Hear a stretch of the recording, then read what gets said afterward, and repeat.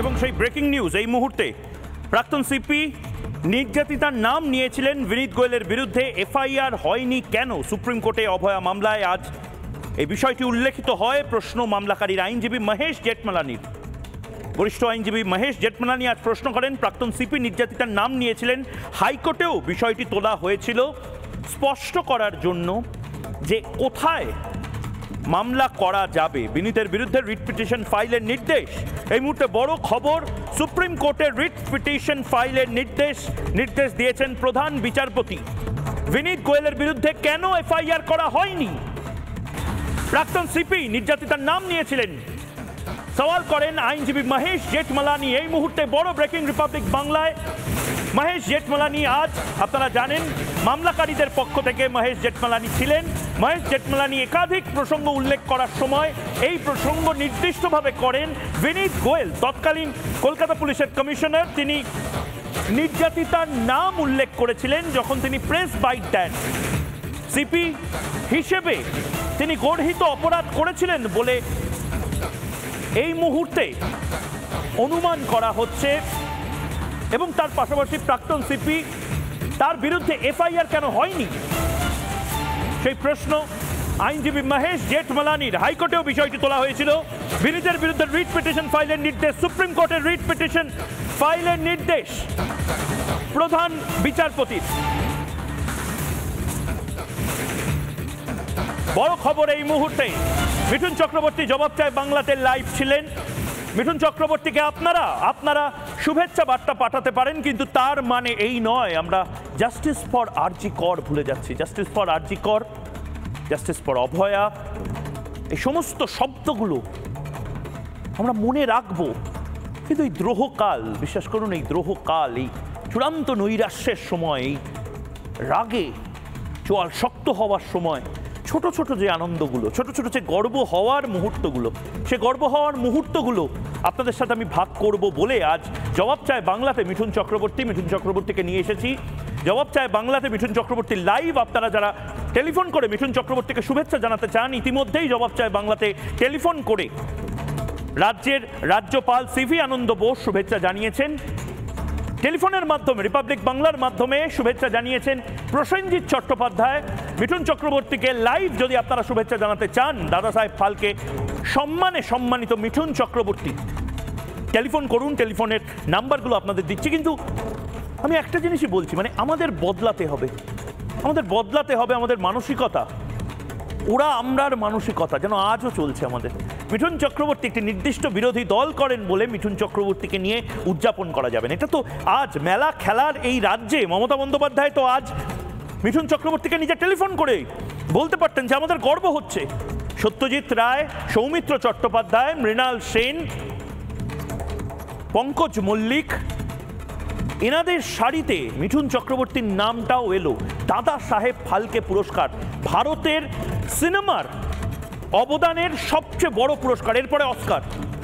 মিঠুন চক্রবর্তী জবাব চায় বাংলাতে যে কথাগুলো এতক্ষণ বললেন সেগুলো শোনাচ্ছে, কিন্তু এর পাশাপাশি শোনানোর প্রয়োজনও রয়েছে মিঠুন চক্রবর্তীকে নিয়ে।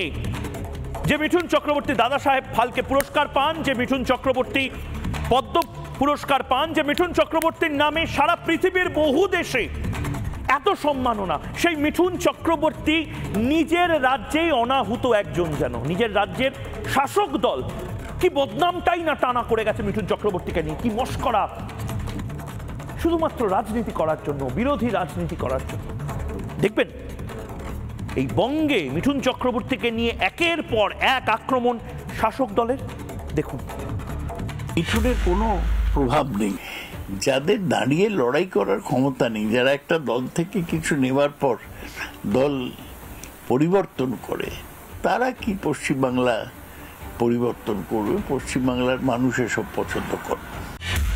মিঠুন যখন বাংলায় আসতো বলতো আমার কলকাতায় আমার বাংলায় এসছি, এখন উনি বঙ্গ সফরে আসেন, মানে উনি বহিরাগত হয়ে গেছেন। বহিরাগতরা কিছু করতে পারবে না।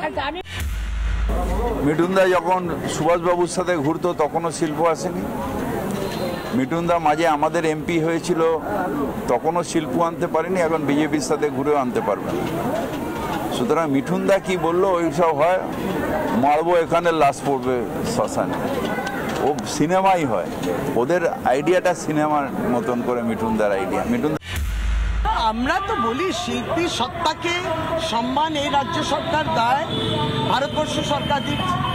আমাদের দুঃখটা এই জায়গায় হয় এতদিন অনেক বিলম্বে দেয়, এবং জানবেন যে 2011-র পরেও যে সরকার এলো, বিভিন্ন সময় বিভিন্ন স্বীকৃতির এই রাজ্য সরকার দিল। যাদের দিল তারাই বলছেন যে আজ এত বছর, মানে বাম আমলেও তারা স্বীকৃতি পান। তাতে আরো প্রমাণ হলো যে পশ্চিমবঙ্গ সরকার যখন স্বীকৃতি দিল, তখন কে কোন দলকে বিলং করে, কোন মানসিকতার ফিলোসফিকে তারা এন্ডোর্স করে সেটাতে বিশ্বাস করে না। কিন্তু এর পিছনে যদি কোনো পলিটিক্যাল এজেন্ডা থাকবে, তাহলে পরে নিশ্চয়ই এটা দুর্ভাগ্যজনক। খারাপ লাগে দেখতে এত সম্মাননা, এত পুরস্কার, এত সম্মান, এত ভালোবাসার পরেও নিজ ভূমে পরবাসী যেন মিঠুন চক্রবর্তী। মিঠুন চক্রবর্তীকে নিয়ে একটি নির্দিষ্ট রাজনৈতিক দল, শাসক দল যে পরিমাণ আক্রমণ করে, যে পরিমাণ আক্রমণ করছে, সেটা বোধহয় কাম্য নয়। খারাপ লাগছে এটা ভেবে যে নিজের রাজ্যের সুপারস্টার, সে সুপারস্টার আসলে নিজ ভূমে পরবাসী যেন। যদিও মিঠুন চক্রবর্তী বারবার এই কথা বলেছেন যে আমার কিছু এসে যায় না, মিঠুন চক্রবর্তী আজ যা হয়েছেন মানুষের ভালোবাসায়। আমাদের সাথে এই মুহূর্তে মমতা শঙ্কর, বিখ্যাত অভিনেত্রী মমতা শঙ্কর এই মুহূর্তে টেলিফোন লাইনে রয়েছেন, পারফর্মিং আর্টিস্ট। মমতাদি, খুব গুরুত্বপূর্ণ একটি দিন আজ, এই দ্রোহকাল, এই এত হতাশার মাঝেও একটা ভালো খবর, গর্বের খবর। মিঠুন চক্রবর্তী দাদা সাহেব ফালকে পুরস্কার পাচ্ছেন, সারা ভারতবর্ষের সর্বোচ্চ পুরস্কার সিনেমা জগতে। আপনার প্রতিক্রিয়া? আমি মিঠুনদা এতক্ষণ ছিলেন আমার সঙ্গে, আপনাকে টেলিফোন লাইনে ধরার চেষ্টা করছিলাম, আপনার প্রতিক্রিয়া যদি আমি একবার গোটা বাংলার মানুষকে জানাতে পারি। ঠিক আছে, আমি বলছি যে আমার যে কি ভালো লাগছে যে সত্যি এত চারিদিকের এই সব খবরের মধ্যে এই একটা ভালো খবর এসে মানে পুরো দিনটাকেই পাল্টে দিল। খুব খুশি হচ্ছি, আর মানে আরো খুশি হচ্ছি কারণ আমি ওর স্ট্রাগলিং পিরিয়ডটাও তো দেখেছি, ওই সময়টাও দেখেছি, ওকে ও কত ডিপ্রেস থাকতো সেটাও দেখেছি। আর আজকে এই আনন্দটা মানে আমি ভাবতে পারছি না। আমার মানে সেই মৃগয়ার সময় থেকে, মানে একটা খুব মজার কথা বলছি যে মৃগয়ার ঠিক পরে পরে, তখন মৃগয়ার রিলিজ হয়নি, তখন আমরা চন্দননগরে একটা জগদ্ধাত্রী পুজো দেখতে গেছিলাম।